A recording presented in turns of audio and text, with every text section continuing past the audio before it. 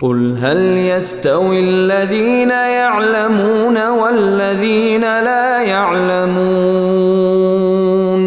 إنما يتذكر أولو الألباب. بگو آیا کسانی که می‌دانند و کسانی که نمی‌دانند برابرند؟ همانا تنها خردمندان پند می‌پذیرند.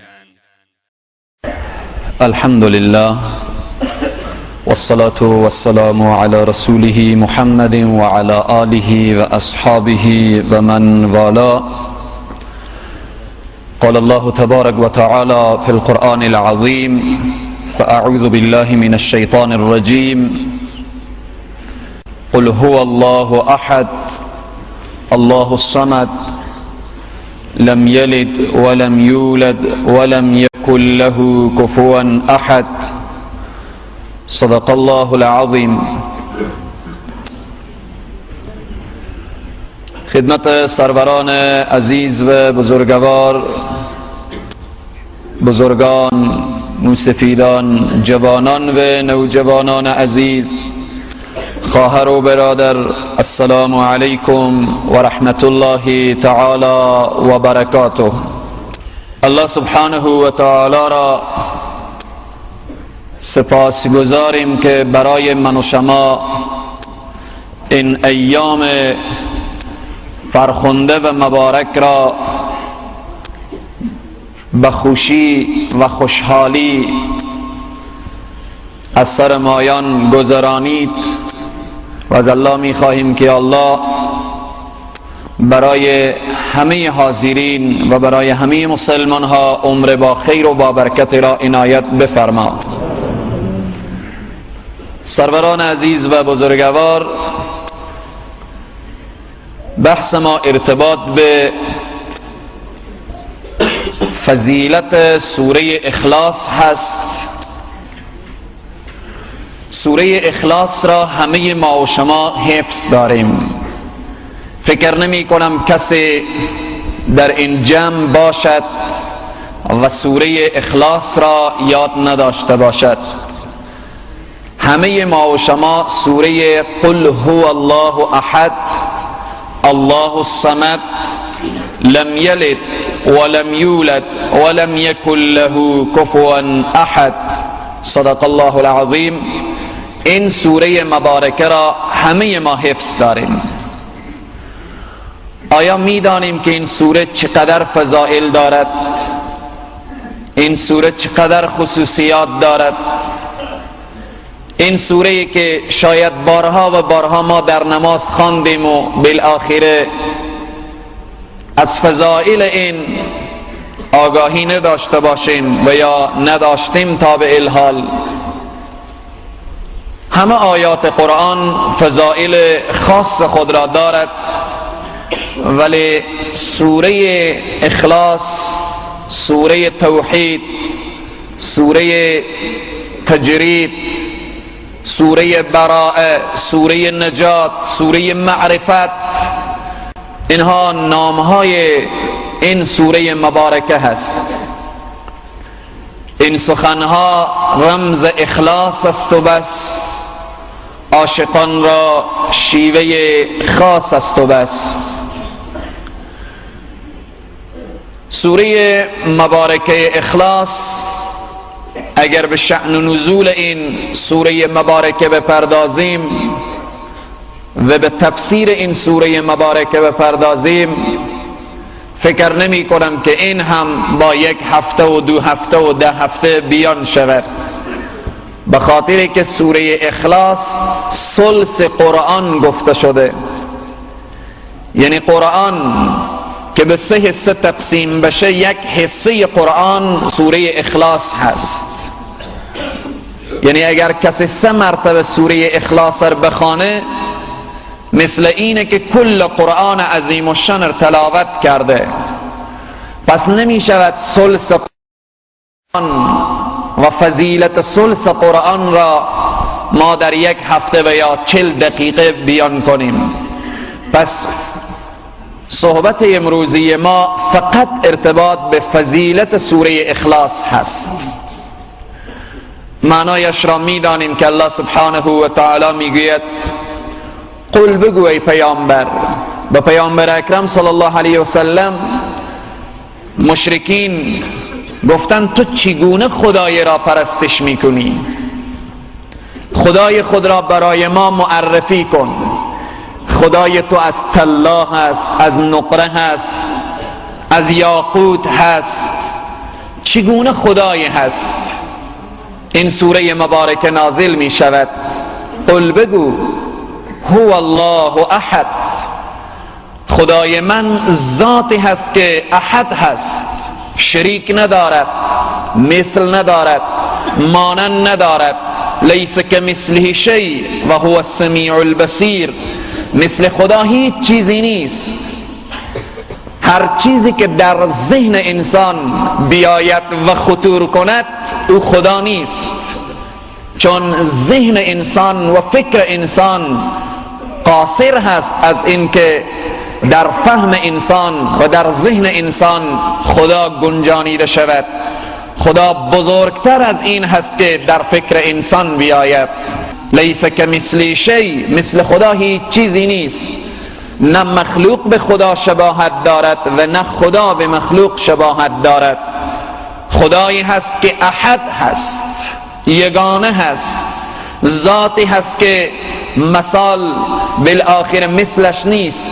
کسی نه در صفات خدا شریک هست، نه در صفات ذاتی خدا و نه در صفات فعلی خدا.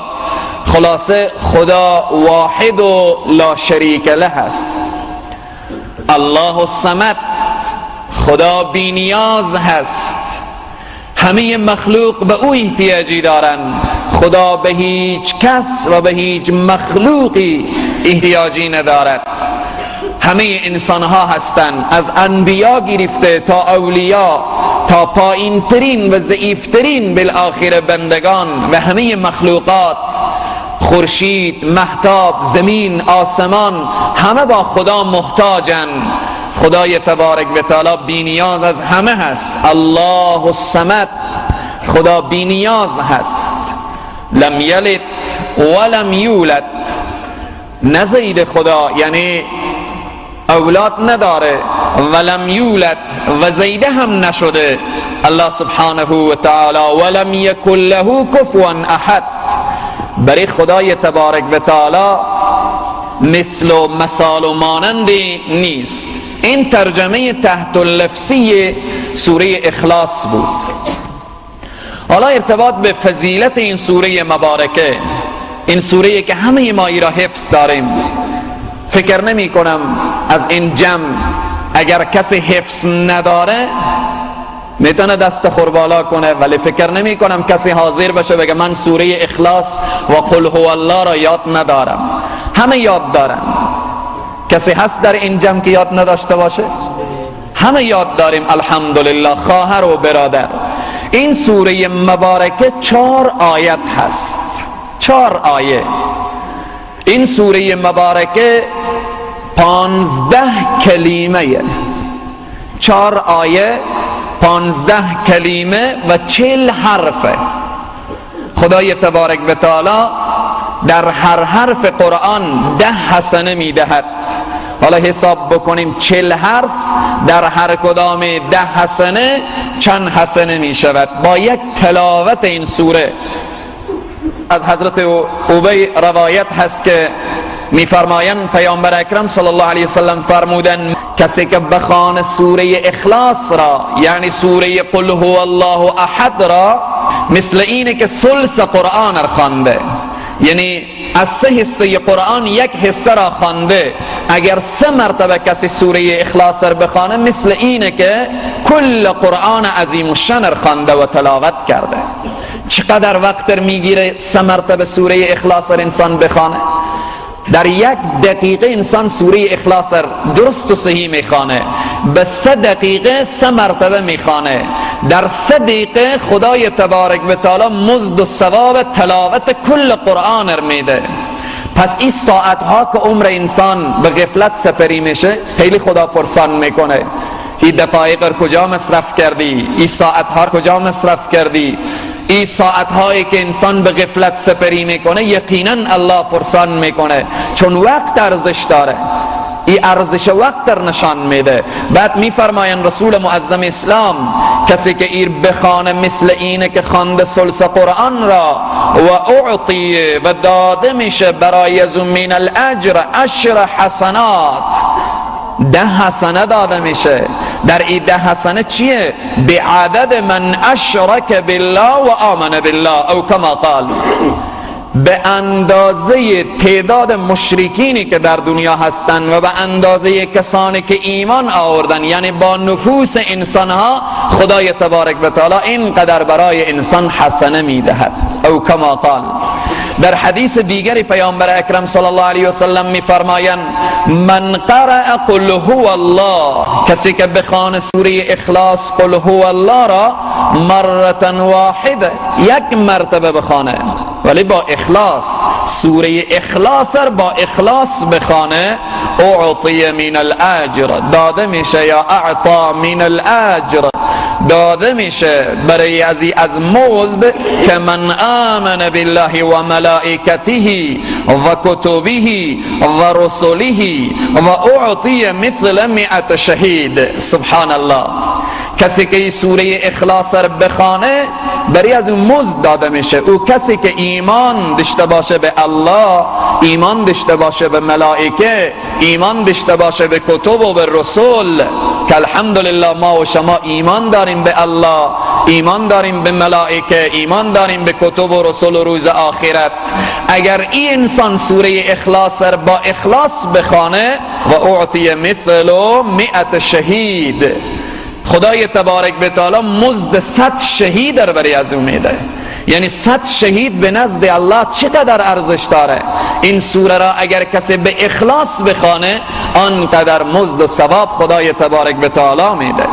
حدیث دیگری از پیامبر اکرم صلی الله علیه و سلم هست که روزی جبرائیل علیه السلام نزد رسول خدا آمده بود. در همان اثنا حضرت ابوذر غفاری آمدند. حضرت ابوذر غفاری وارد شدند. جبرائیل علیه السلام گفت که یا رسول الله اینک ابوذر آمد. رسول الله فرمودند که یا جبرائیل تو ابوذر چی میشناسی؟ جبرائیل ابوذر چی میشناسه؟ جبرائیل علیه السلام فرمود که یا رسول الله آنقدر که ابوذر به نزد اهل آسمان یعنی به نزد ملائکه مشهور هست و معرفی هست، اهل زمین آنقدر او نمیشناسند.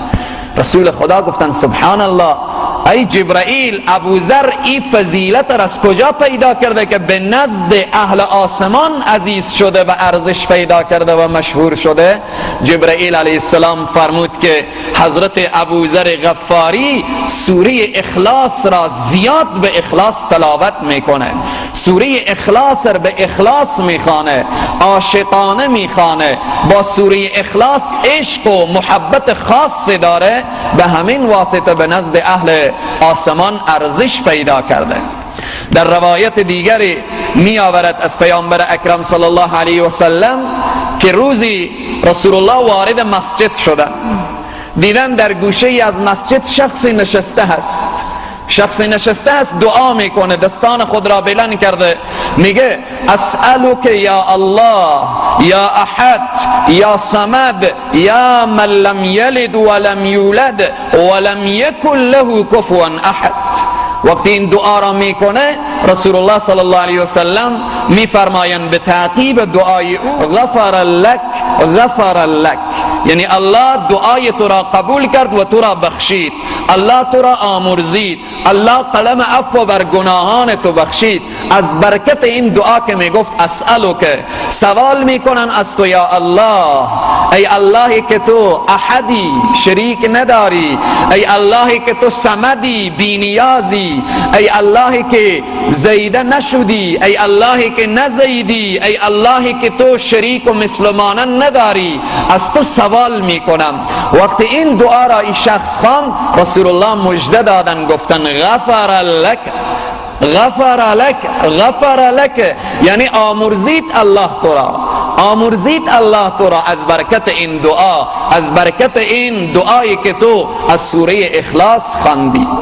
در حدیث دیگر ارتباط به فضیلت این سوره مبارکه می آورد که از حضرت سهل بن سعد روایت است، روایت که جاء رجل الى النبی صلی الله علیه و سلم، آمد مردی به پیامبر، نزد پیامبر اکرم صلی الله علیه و سلم، و شکا الیه الفقر، شکایت کرد، گفت یا رسول الله من فقیرم، مشکلات دارم، مشکلات فقر دامنگیر من شده، خلاصه مشکلات دیگری دامنگیر من شده، شکایت کرد. فقال، پیامبر صلی الله علیه وسلم فرمودن، گفتن میخوایی که مشکلات تو مرفوع بشه، میخوایی از فقر نجات پیدا کنی، ولی متوجه باش اذا دخلت بیتک فسلم ان كان احد وان لم يكن فيه احد فسلم على نفسك وقرأ قل هو الله احد مرة واحده. گفتن هر زمانی که به خانه خود داخل میشی، اولین مرحله که داخل شدی به خانه خود، اگر کسی داخل خانه بود سلام بکن، بگو السلام علیکم و رحمت الله و برکاته. اگر کسی به خانه هم نبود باز هم سلام بکن، بر نفس خود سلام بکن. و بعد به اولین مرحله که به خانه داخل شدی و سلام کردی، بخوان سوره قل هو الله احد را با اخلاص. وقتی این صحابه و این شخص رفت این کار کرد، ففعل الرجل، همین شخص همی کار کرد، اولین مرحله که به خانه خود داخل میشد سوره اخلاص را میخوان، فادر الله علیه رزقا حتی افاد علی جیرانه او کما قال. میگه بعد از مدتی نگذشت که چنان خداوند رزق و روزی برای من عطا کرد، چنان مشکلات مرفوع ساخت، چنان خداوند به من ثروت داد که من برای همسایگان خود کمک میکردم. به همین ترتیب چون سوره اخلاص را به اخلاص میخوانده، این سوره‌ای که همه ما حفظ داریم، چقدر آسان، چقدر بالآخره با الفاظ شیرین، به همین ترتیب این ورد و وظیفه خود بسازیم. وقتی که به خانه داخل میشیم، وقتی که بالآخره میخواهیم که بخوابیم، در وقت خواب شدن، وقت بیدار شدن، خلاصه عاشقانه این سوره را زمزمه داشته باشیم، چون در این سوره صفات پروردگار عالم بیان میشه. قل هو الله احد، چقدر واقعا خدای تبارک و تعالی در این سوره تعریف شده که چی ذاتیه، احد، بی نیازه، به هیچ کس احتیاجی نداره. الله سبحانه و تعالی در این سوره رد قول یهودیت و رد قول مسیحیت رو بیان میکنه. یهودیایی که میگن عزیر ابن الله، عزیر بچه خدایه، مسیحی‌ها که میگن عیسی پسر خدایه، مشرکین عرب میگفتن فرشته ها بنات الله، دختران خدایه. به همین ترتیب بعضی انسان ها فکر میکردن که با خدایی خدا انبیا شریکن. این سوره مبارکه میگن نه، الله بی نیازه، الله اولاد هم نداره، الله پدر هم نداره، الله هیچ شریک و مثل و مانند نداره. خدای تبارک و تعالی برای همه ما توفیق بده تا اینکه همه فضائل سور قرآن را مطالعه داشته باشیم، خصوصا این سوره اخلاص را که بسیار موجز و خلاصه فقط فضیلت سوره اخلاص را بیان کردم. خداوند به همه ما به برکت سوره اخلاص همه ما را موحد واقعی بگردانه. الله سبحانه و تعالی شرک و خرافات از بین جامعه ما و زندگی ما دور بسازه.